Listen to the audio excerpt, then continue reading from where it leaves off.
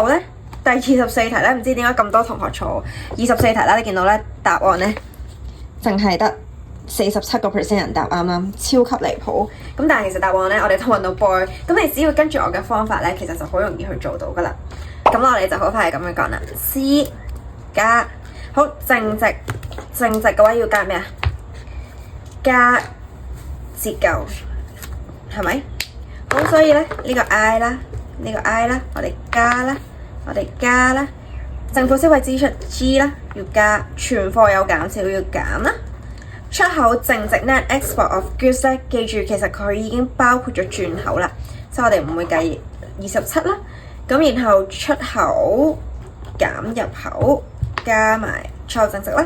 好，間接稅唔使理佢，因為我哋係計緊呢個 market price，所以咧我哋就將100加20加30減5加60減80加40加11係176嘅，所以答案就 boy。